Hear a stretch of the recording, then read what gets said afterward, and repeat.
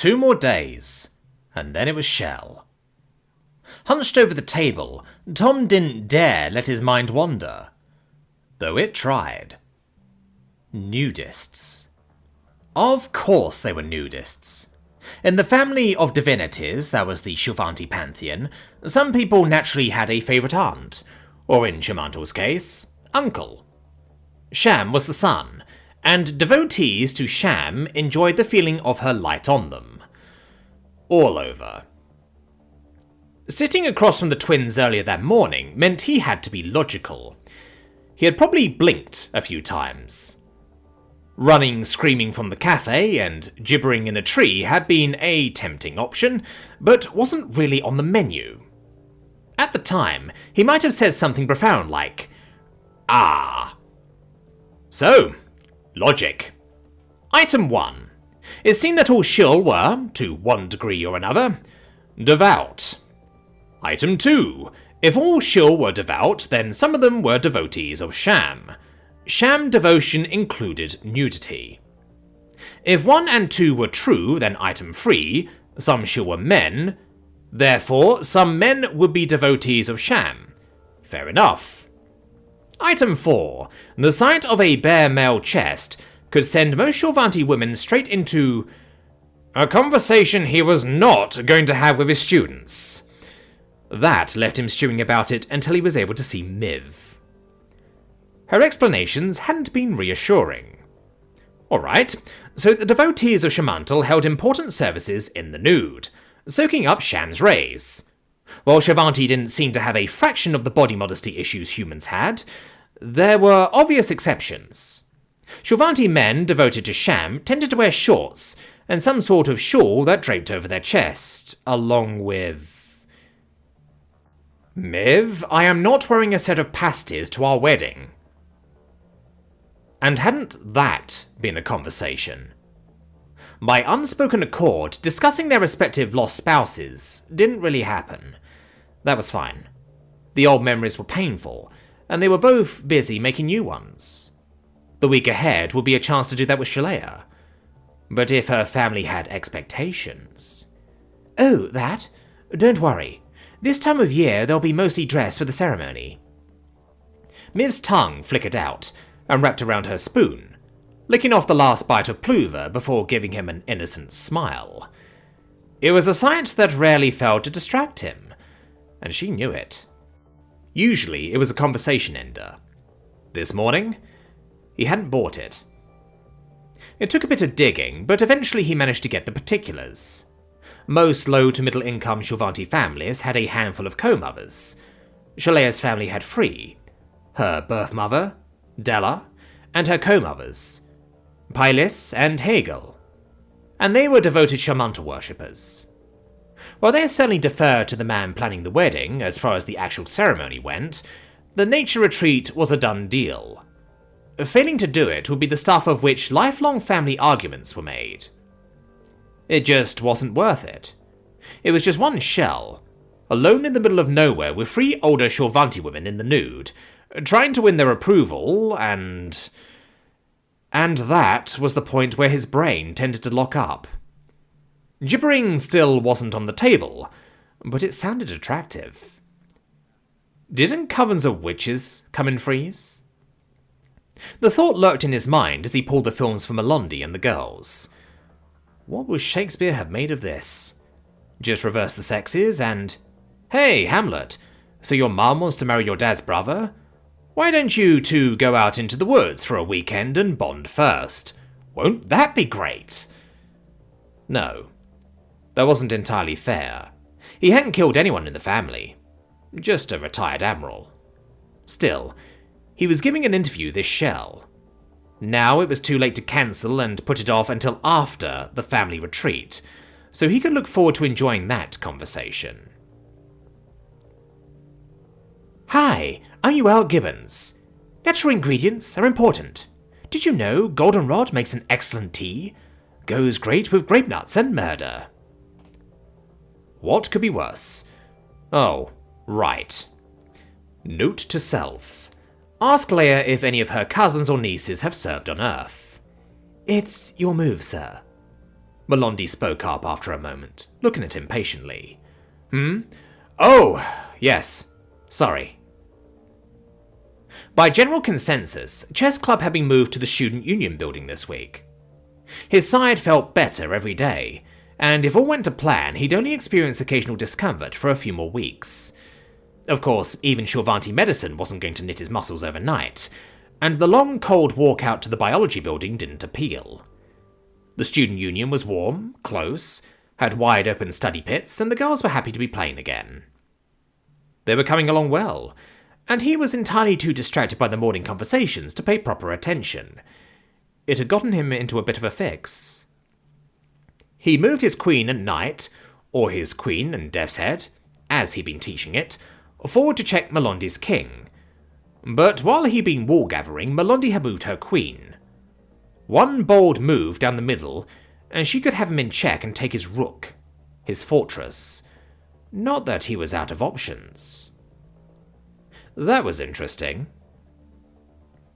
Tom ran one fingertip along the side of his cheek, feeling the rough onset of afternoon stubble. It was the Student Union, and new girls had dropped by to watch and ask questions. That left a small crowd around that table, now. I think I'm distracted with planning my wedding and its countless details. Shalea's parents are devoted to Shamantal. He gave that a moment to sink in. You're bringing Vadim, right? Melondi's grin at her move had turned into an unfocused smile, which quickly transformed itself into a violent blush. I'm sure Arku will want to see you all. And Belle, you're bringing Liam? Pris grinned and nudged Belle with her elbow. There are still bits we haven't seen yet. Belle started to sputter, and Melondi's blush grew even darker. While that was going on, Tom shifted his bishop, his priestess, forward, and blocked her move. Stop it! Belle looked mortified. It was a very sweet gesture, and he paid for the whole evening. I can't believe I missed that, Nespa muttered. If anything, Belle had blushed more, but now she was scowling. What have you ladies been up to? Tom arched an eyebrow as a chorus of sudden denials rang out around the table. Melondi started to say something before stopping herself. She was still blushing furiously as he nodded at the board. Your move. Now they were in the kind of game where each could unleash damage on the other until someone got lucky. It wasn't the style of play he'd been trying to teach, and if he hadn't lost focus, it wouldn't have come to that. Sometimes you just had to play the player. If you're bringing Vadim, I expect you might want to tell him ahead of time. Tom hid a smile as he peered down at the board, before giving the idea one more shove. From what I understand, it's just a shawl and short shorts, but it covers things. Maybe you could take him shopping. You aren't pinning a corsage on him, but I expect the effect could be the same. What's a corsage? Jax tilted her head, always curious when he said something new. Oh, it's a flower. Traditionally you pin it to your date's chest when you went out to a dance, while the parents take pictures. Her fingertips moved toward her knight. The death's headpiece. That wouldn't do. Mostly you try and not look like you're feeling them up. Silence reigned as the girls started to blush. It was Belder that broke the silence. I take Liam dancing. He hasn't said anything about a flower, she whispered, biting her lip and wringing her hands. Am I doing it wrong? Did I drive him off, not getting that right?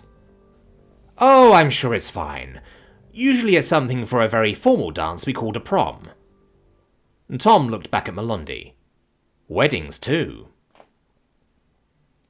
Melondi wasn't panting, but her chest started to heave. She reached out and moved a pawn forward, one of her marines supporting her line. It was a good move, but the rest of the game didn't go very long. All right, settle down. The girls were picking up, and he settled into one of the deep, circular sofas that marked out a study pit. Comfortable as sin, they were low to the ground for a Shavanti. He paused, bemused at being able to sit without his feet off the ground. Now, how did I beat Mel? You cornered her with the combination of fortresses. Deshin raised her hand like they were in class, and he smiled. It was a few days of being naked to win the family's approval, but he was going to have a daughter again. It was worth it. Technically correct, but Melondi almost had me around the middle of the game. So far he hadn't lost, and Melondi seemed to brighten the praise. She nearly forced me into the kind of play where you bash each other and hope to come out on top. That's not ideal, so I had to play the player. Melondi shifted uncomfortably and blushed again. You mean all that business about Shamantal? Which was perfectly true. Tom waited a moment. The girls in his class were no more devout than the average Shulvanti, but there were things that Shul didn't fool around with. As a rule, that covered their men, their family, their empress, and their religion. It got me distracted. That doesn't mean I wasn't able to use it, though. So, you tricked me into losing focus, Melondi said, loudly enough to be heard by the others, who murmured over the idea. It was a teaching moment. I wasn't just playing the game. I was playing you, he nodded. Different subject, for a moment. You girls have asked me to teach you something about Aiaido, and I'll give it a try once I'm back from Soshi, and provided I can get the equipment. I haven't the foggiest idea where to get Shulvanti-sized Bokken and practice Aido blades this far from Earth. 2 or 3 of the new girls hanging about looked up. The girl with luck, Gunbri, actually started taking notes. When I was learning from my sensei, my teacher, taught me 2 lessons. First, you never, ever take your eye off your opponent. Second, sometimes it's more important to play the other person instead of just playing the game. Imagine you and I are kneeling across from each other, armed with swords just like the one I used to... well, the sword I used. You and I are holding our blades sheathed, like this. He closed his right hand over his left to show what he was doing. Suddenly, I moved my thumb aside. That's all. Just the thumb holding my blade in its scabbard. Without a word, I've shown I'm ready to draw. I have the advantage, and we both know it. It's not flashy or dramatic, but it doesn't have to be. It's subtle, but that's the point. So you distracted her, Pris spoke up. Like playing head games with someone during a diving meet. I nearly lost the initiative. I reclaimed it and didn't let it go, but look at it this way, Melondi. You've learned the game well enough that I had to play you, or I'd lose. That's real progress. The girls thought that over, and Melondi smiled at the praise. It was earned. Anyway, before you all head out, I want to talk to you girls about these movies you've been watching. Sir, you aren't going to stop sharing them, are you? Jacksme looked alarmed at the idea. There's still a lot we can't get on the datanet, and I love Harrison Bridge. Bridge? Tom felt his eyebrows knitting together as he tried to pass through that. Deshin sat up a little straighter. She means Ford, not Bridge, sir. Whoever did the subtitles missed that one. Deshin's English had been coming along, and he shook himself. Sooner or later, he'd need to create some sort of relationship with her as a father. Summer would be good for that. I'm not cutting off the films, but I thought you were giving the last one to some military folks you knew.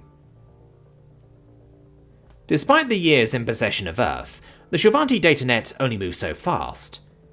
This far across the galaxy, the library collection, and the stuff he'd brought from home, represented a small goldmine of unviewed material.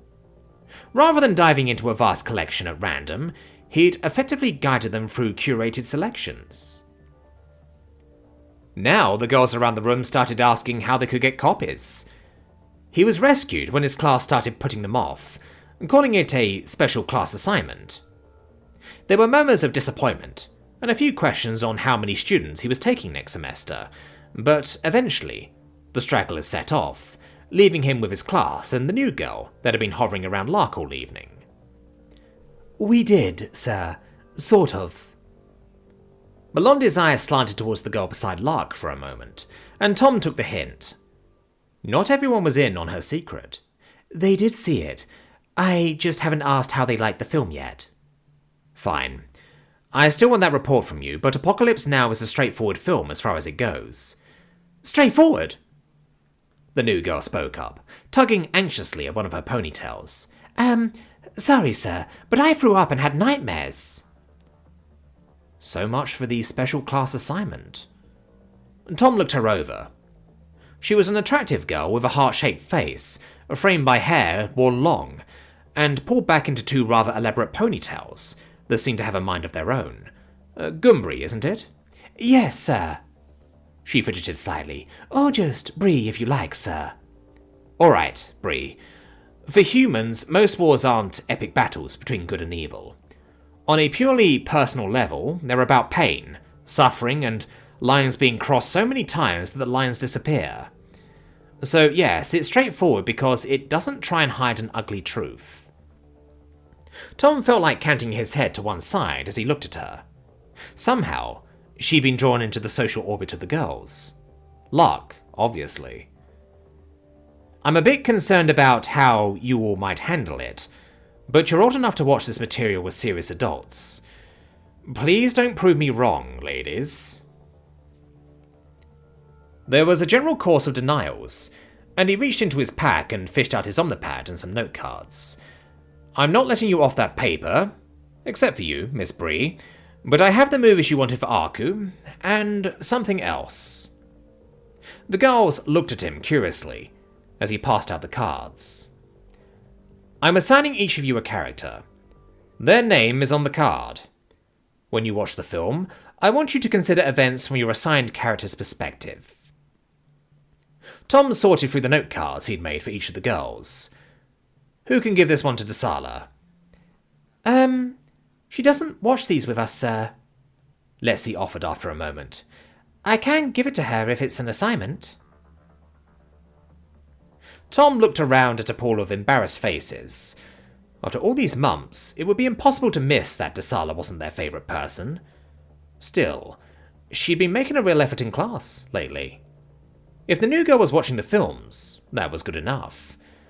This time it's an assignment, and I want you to watch it together. Tom thumbed through the cards. There were more than enough characters to go around. Bree, are you going to watch? Is it like the last one, sir? Gumbri startled, glancing over at Lark for a moment. I can honestly say this is nothing like Apocalypse Now, Tom nodded, passing her a card. Any questions, girls? Sir, what about the films for Aku? It was one of the Kerbal sisters. They weren't dressed identically this afternoon. It's just that Cassian and I want to make sure these won't upset him. Named themselves too. Wonders never cease. I doubt anything in those two films could upset Aku, but have a look anyway, he said, wondering if individuality felt like a novelty for the twins. I trust your judgment. That got a sigh of relief all around. He looked over and nodded when Gumbri raised her hand and spoke up. Sir, how do you say this name? It's pronounced Mercutio. Belle huddled against the cold as she made her way back to her dorm. Wanting nothing more than to be alone with her thoughts, she'd lingered a while, not going back with the others. Particularly Nesta. There wasn't any point in bringing it up, especially this afternoon. She thought about talking to the professor, but there were too many people around him at the student union. Now there didn't seem to be enough time. She might get a chance, but would he really want to talk with her about Liam when he was going away for a week? Probably not. Waiting would make her crazy. It wasn't like he'd be in the right frame of mind when he got back, either. A week out in the big city, being wined and dined by the Rocher family, no doubt. She messed up with a human guy. Would an older human guy have much sympathy for her fucking up? Probably not. Somehow, she'd blown her chances with Liam, and the other girls had all seen it. It was probably the corsage. Anyway, it wasn't her fault. He'd very nearly almost shown himself shirtless on stage, in front of everyone. Not just her friends, but literally everyone. The best-known brothel in the galaxy, with women from all over the Imperium. Male had seen duchesses in the crowd. Duchesses! How could he do that to her? And how could she hope to compete with that? Face it, Belle. You're just a farm girl from the middle of nowhere. You didn't even get him a flower. Somehow, Nesva had gotten her hooks into him. She'd been so smooth, asking for his Omni number. That was when it all started. Nesva must have sweet-talked him, turned his head, offered him the city on a platter. What could she offer him to compare with all of that? Turok shit. The cold wind was biting into her, stinging her eyes. That's what it was. It wasn't tears. She just wanted to die. Her friends had seen her dancing on air for months. She was the first of them with an actual boyfriend. Her, the nobody from Willist. Now she was going to be humiliated, again. First with him flaunting himself, and soon when he got around to dumping her. Then Nesva will be the one bragging, showing him off. With the professor gone, who else could she talk to about a human boy? There wasn't anyone else. Well, except Professor Palavon. She kept hold of Professor Warwick. She understood humans better than anyone else she knew. Maybe if she had time for a private talk. I just have to humiliate myself to her, instead of the whole school. Was that so bad, if it let her keep her relationship with Liam alive? He always made her feel so special. Like it didn't matter where she was from, or that she couldn't offer him the things other women could. If only she hadn't agreed to wait for 6 dates. His sister and matriarch was scary, but Hope seemed honourable. They could have reached an agreement, had things settled. Talking with Professor Palavon is probably my only move. Making it into her dorm, she hurried up to her room without being seen by the others. She pulled off her coat and slumped against the door, sliding down to the floor before leaning back and bumping her head against the wall. A sigh slipped from her as she huddled there, and she closed her eyes. I nearly lost the initiative. I reclaimed it and didn't let it go. That was what Warwick said, wasn't it? Maybe human men were a lot like Shovanti women, but they still respected someone who showed they were in charge? It wasn't much to go on, but everyone looked for security. It just made sense. Tomorrow was close to Shell. Warwick usually went out into town, cooking at human food. She could call Professor Palavon then. One way or another, she wasn't giving up. You just watch out, Nesra Roche. It's my move, and I'm not giving up. Vadim pulled out his Omnipad when he felt it hum in his breast pocket. The dinner time rush wasn't quite ready to start, and he had a little while to chat. Sliding a fingertip up the screen, he smiled when he saw Melondi's message. She was right on time. It was expected, allowing for homework. She always tried to message before her dinner, and after comparing notes, that turned out to be a good time. Human food was packed these days, and Dad was even talking about a bigger place if things kept going the way they were, and maybe raising the prices just a hair. Dad was as happy as he'd ever seen him. I'm dating a princess! Well, to be fair, Dad was really happy about the restaurant.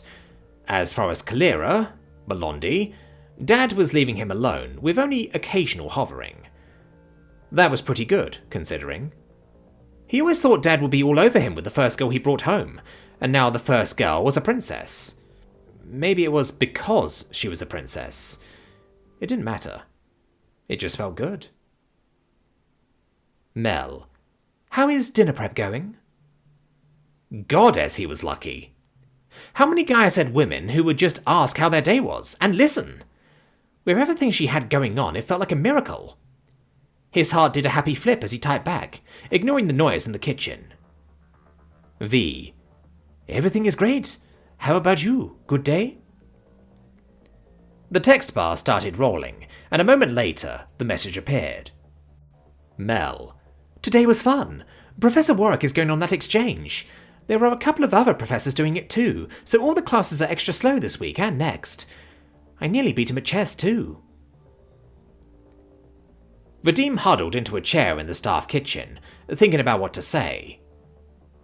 He still hadn't seen the game, but Melondi seemed to like it. It was popular with the other girls too. V. Show me how to play? Mel. Deal. One condition. You have to let me take you shopping. The professors are starting to plan their wedding, and I wondered, if you wouldn't mind, can we go clothes shopping for the wedding together? I mean, I hope we're going together. I am not the kind of boy who squeals. It was hard not to, though. He'd always gone for comfortable clothes, something in black. Mr. Warwick said he'd been dressing like a goth, whatever that was. Okay, fine, he hadn't been much of a dresser. Nothing like Dad. But now he had someone to dress for. It was different. A girl that listened and wanted to go shopping with him? Goddess, I must have been extra good. V. Yes, please. That sounds like fun. Dad was trying to help Mr. Warwick with the wedding details this afternoon. Mr. Warwick is so embarrassed about it. Mel. I know, it's kind of cute. You think it was a big deal? He blinked. Not a big deal. He'd die.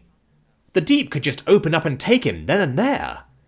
It was bad enough to meet a girl's parents and face the expectations of the mothers and the judgment of their father, but Vadim's blood ran cold as he imagined spending a whole shell naked with the Empress of the Shovanti Empire as she decided his fate. V. Yeah, silly, isn't it? Anyway, what can I get you? Another cheesecake? There must be something I can do for a girl who has everything.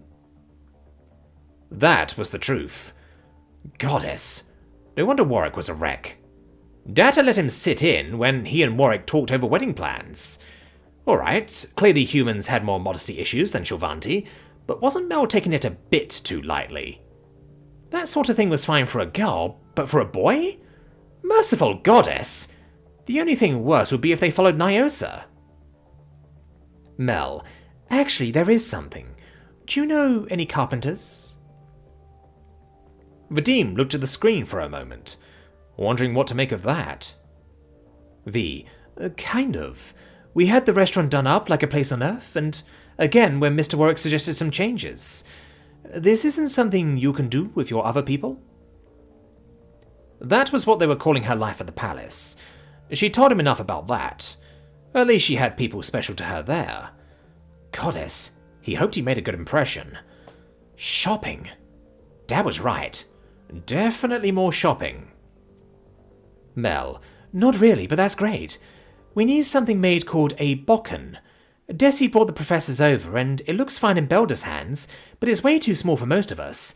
If you know someone, that would be perfect. Vadim felt his heart swell in his chest. He didn't know what a bokken was, but what did it matter? He could help his girl by doing something besides cooking. How hard could it be? Dihsala looked at the note card again. She was listed across the top in Warwick's terrible handwriting, along with another name. I'm supposed to be this Fulgencio Capulet? It's an assignment. You have to watch the movie from her perspective. Lexi shrugged, waving the matter away as if it were unimportant before going back on the attack. Look, you've been wanting a reason to talk to them about that person trying to get you to harm us. For days now. Unless you change your mind about going to the authorities. No! That was unthinkable, as she shook her head quickly. Lexi hadn't given up in the days since she told her, broadly speaking. Not that the idea of someone wanting you poisoned would easily slip the mind, but still. Anyway, who said I wanted to talk to anyone about this? You did. The moment you talked to me, Lexi huffed. Come on. You knew this was more than just a two-person talk. You have to talk to them if you aren't going to talk to the interior. The interior? That made her blink. This was getting out of hand. Why would I talk to the interior? Or the constables, Lexi said quickly. Dihsala shook her head, but Lexi pressed on. If not them, what about an advocate? Someone in the school legal department? You can't just shake your head. You have to tell them. Or I can. Don't you dare! The panic rose inside her, like a cresting wave slamming over a breaker. Fine, fine. I'll talk to them. I think that's probably for the best. Dihsala looked over at Letzi and wanted to grumble, but she couldn't. She was just trying to help. It wasn't like she could reveal her family being blackmailed, extorted, without explaining how. Having someone else explain would probably lead to a lot more questions. She'd get through this humiliation one way or another. At least she could keep a secret. So that's all there is to it? Gumbri asked, leaning in close to look at the screen over her shoulder. To be honest, Lark felt like she was getting used to it. Just... That's it, Lark nodded, trying not to shiver at the thought of a press conference outside. In the cold, every day. I've put out the press release on the datanet. Now, we just see if someone picks it up. Then we see if the networks pick it up and contact us about it. It's the sort of thing the night desks will look over. You sure know a lot about how that works. Bree hugged her once. Sucks that we have to stand out in the cold, but the School Advocate only changed the title of your story. It's not that bad, is it? Who knows? Maybe no one will come out. I have to be there as long as someone comes. You don't have to. Lark felt a small glow of warmth in the offer. It's the head administrator's idea not to let us be anywhere warm. She thinks it will get rid of unwelcome attention faster. Hey, babe, I wouldn't leave you alone out there. Besides, she's probably right. The weather outside was vile. Just as well, since it had taken 3 weeks of pure misery getting off the stims, too. Still, Clips was feeling herself. Mostly.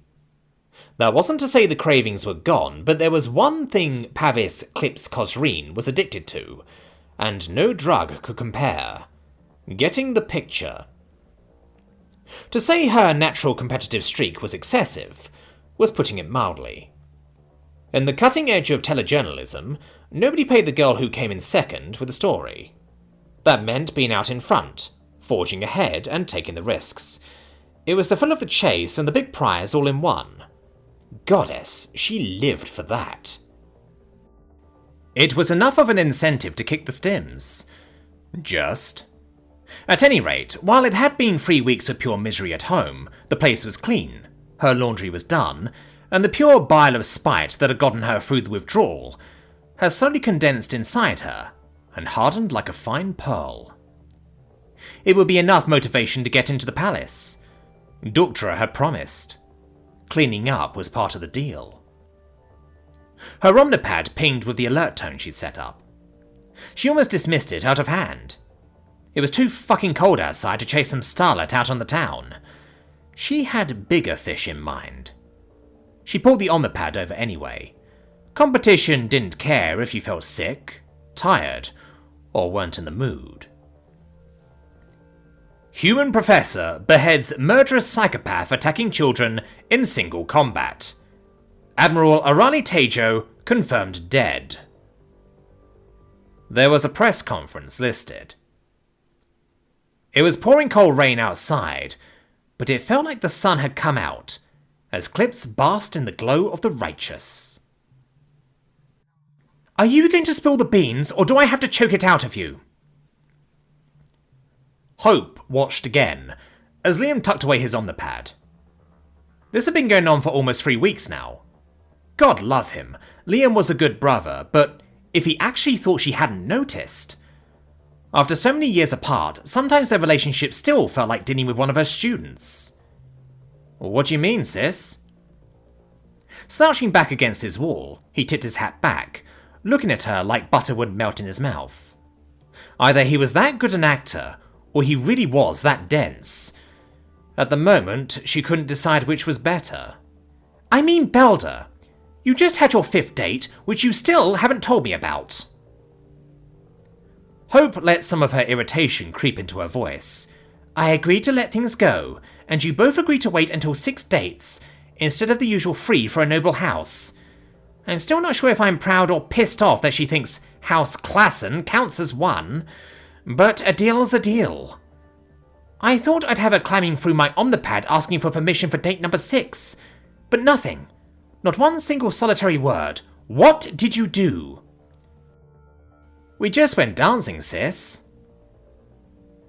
Liam hadn't been back in her life that long, but she taught children for a living. She watched as explanations chased each other across his face now. You know, just stuff. Don't you just stuff me. That girl adores you and she's practically terrified of saying the wrong thing to me, which she hasn't. Hope put her hands on her hips and fixed him with a stare. She nearly faltered, thinking how much she must look like Mum. It would have had a better effect on Liam if he'd been old enough to remember, but she'd honed the expression over years as a teacher, and the look still seemed to work. Don't think I haven't noticed you sneaking off with the Omnipad. If I have some nobles in here complaining about how you broke their daughter's heart, I swear, honest, Hope, it's just stuff. Liam Paul Klassen, I did not stand at the back of the line when they were handing out brains. Hope put her fists on her hips and glared. I'm not just your sister, I am your matriarch, and if that doesn't mean much to you, it means everything to everybody for a few thousand light years. Don't test me. Alright, calm down, sis. He had the decency to look startled. He even took off his hat. You remember meeting that girl Nesva? So that's the story. Dihsala summed up with as much dignity as she could muster. They'd herded her into the study room on the second floor, which at least let them talk privately, but the whole time it felt like they were talking around her too. The questions they'd asked were guarded, but thank the goddess they hadn't pried. Not as bad as they could have, though Deshin had been all over her for the last half hour. Dihsala took a deep breath and tried again. Look, you may think I'm the biggest bitch on campus, but think? Belle snorted. One of the twins spoke up. Let's not go overboard. I've dealt with some of the IOTC girls on the student council. Being on the council, that made her Kamara.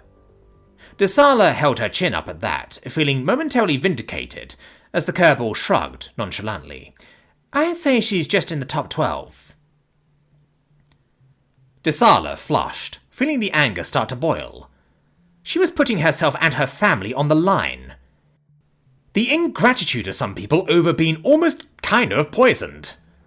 She sniffed, forcing the anger back down. Whatever. My mistake, Kamara shrugged to the others. The top 11. She nearly rose out of her chair at the indignity, but Letzi laid a hand on her arm. And taking a deep breath, it felt like chewing titanium as she bit the words out. Think whatever you want, but right now you need help. And it's not like I had to warn you. I may be a bitch, but at least I'm a bitch with principles. I suggest you make it work for you, because someone wants one of you dead. One of my mothers was a magistrate, Priscilla said laconically. The Atherton girl had been unusually quiet throughout the whole ordeal. She has a point, particularly since someone's blackmailing her. I didn't say anyone was blackmailing me. Dihsala tried to look incensed. Judging by the reactions around the table, it wasn't working. Anyway, it's extortion, not blackmail. Please. No one would just walk up to a perfect stranger and say, Hi, would you mind poisoning someone for me? Nesva steepled her chin on her hands. That's not the way these things work. Hey, I'm offering to help. Dihsala settled back, conceding defeat with a sniff. You don't think I could end up dead for telling you this? I wouldn't worry about it, Pris said, arching an eyebrow ever so briefly. We've all wanted to kill you occasionally. What do you think, Desi? Belondi said after a moment. You're my advisor.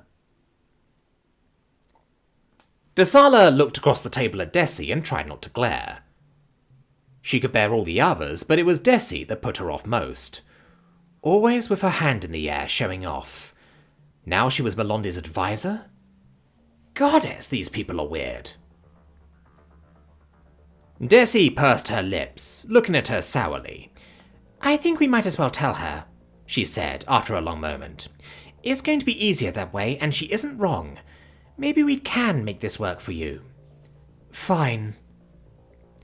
Belondi spread her hands on the table, like she was holding court. Do you want to tell her, or shall I? Oh, thank you, Your Royal Highness. Desi turned to smile at her as the words started to register. It's like this. What do you think was wrong with Dihsala this morning? Getting through the day together, they'd come back to his place, enjoyed the afternoon, a slow dinner, and now seemed like a perfect time to stretch out and thumb through his Omnipad. Miv was somewhere in the bedroom, and tomorrow was Shell. It was a last chance to relax. He'd already packed, and the notes for his classwork at Sorche Pan Tech arrived that morning. Tom lay on the couch and perused the file. I don't know, Miv called out. It sounded like somewhere around the bathroom. She was pretty quiet. I mean, still insightful, but it was hard work getting her to answer anything. Anyway, how are the notes? Tom looked down for the list of students. History evidently wasn't a big draw at Sochi, and there were only 7 names. Unlike the introduction he'd gotten arriving at the academy, everything for Sochi was short, abbreviated. Names. The Shell equivalent of grade points and technical notes, and not much else. It was perfectly adequate for someone who wasn't sticking around, but it seemed sparse, even brusque. Name and notes. 1. Generis Abristin. 2. Helmia Desan. 3. Gosset Elvia. 4. Zinshiki. Species Pesrin. Special cultural dispensation may apply. 5. Gorth Klaatu. 6. Parada Nikto. 7. Sefer Orovi. Honestly? Short. Like, ridiculously short. This feels like 1 day of material if I'm being generous. Nowhere near 5 full classes. Tom looked at the outline and tried to put a good spin on things. Maybe Professor Bohrai thought I could speak to the subject as a man, but even if she's trying to give me plenty of time to get to know the class, this is some pretty weak sauce. Maybe. What's the topic? The founding of a men's magazine. He looked over the point paper again. It was ridiculously short. Maybe he'd missed something. They have a girl named Sephira in this class too. It's a common name.